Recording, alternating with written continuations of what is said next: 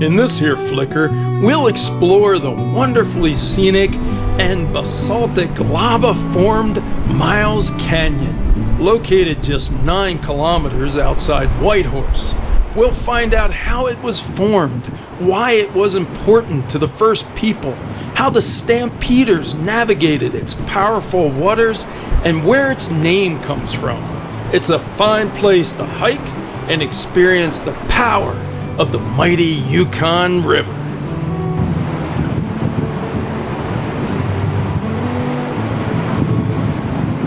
Once word got out about the gold that was discovered near Dawson City in 1896, Miles Canyon became part of the route to the Klondike gold fields, and by late 1897, thousands upon thousands of stampeders were rushing through here on their way north.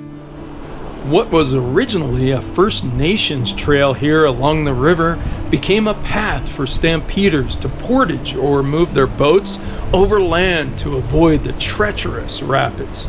In the fall of 1897, merchant Norman Macaulay from Victoria established a roadhouse along the trail here. With keen foresight, he saw the rush of people to come and built a crude wooden tramway on the east bank of the Yukon River at the head of Miles Canyon. The boomtown of Canyon City was born. In the summer of 1898, hundreds of people a day passed through Canyon City, paying 3 cents a pound and $25 per boat to avoid the rapids. Many stayed a bit longer, enjoying the Canyon Hotel and Saloon or getting work done at the blacksmith shop. And though hundreds of boats were lost in this canyon and some men died, many, in their haste to get to the gold, boldly ran the rapids, surpassing Canyon City altogether. The current is very swift here, and the water roars and tosses in quite a reckless manner. At times the bow would shoot up in the air and then dip down under the water. But Uncle Sam, our boat, floated well and dipped very little water.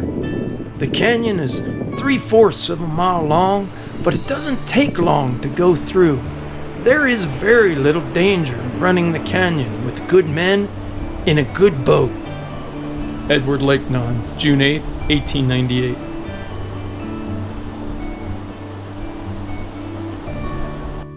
The 85-foot-long Robert Lowe suspension bridge was built in 1922 and sits about 32 feet above the Yukon River.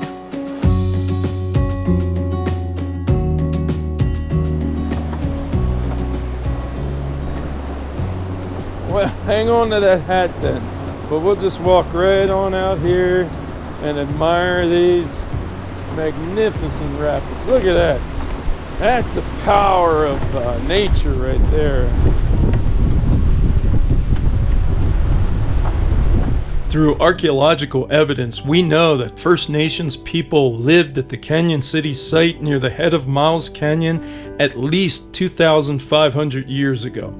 They camped here to catch fish and hunt caribou and moose crossing the Yukon River.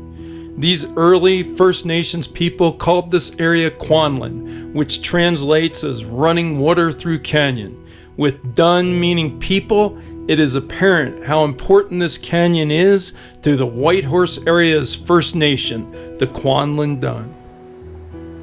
Boy, this is as pretty a place as I remember, but you know, this here trail, Cookie, this was used by the first people before any fellas came here, any fellas from other places, because these first people, these First Nations people, as folks call them today, they were here, they were traveling along the beautiful Yukon River down here, and they were just doing all kinds of interesting things and things to survive, and they taught many of us so much about living on this wonderful land here.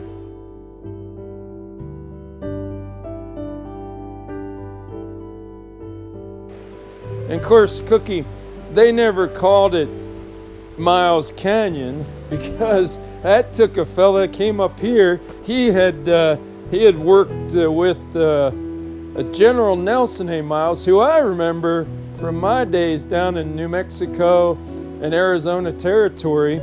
He was actually the general who, along with a fellow named Gatewood, who was under his command, they brought in the great Apache war chief Geronimo.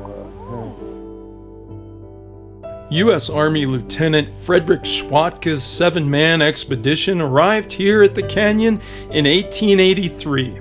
They had traversed the Chilkoot Trail and come down river from Lake Lindeman. Eventually, they would travel the length of the Yukon River to the Bering Sea in what was the longest raft journey ever made at the time. During the journey, Schwatka named just about every landmark he came upon after someone he knew, ignoring the names the First Nations had applied. It's doubtful that Nelson A. Miles ever saw the canyon which bears his name.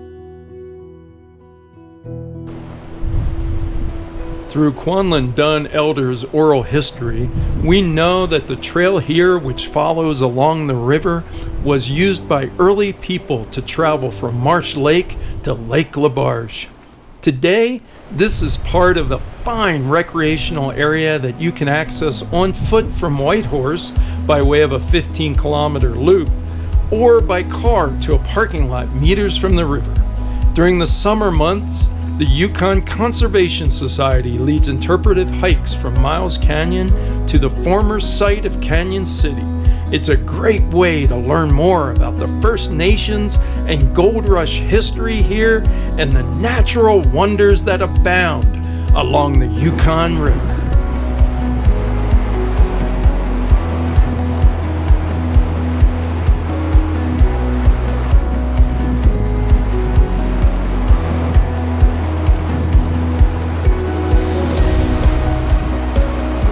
You gotta get on up here.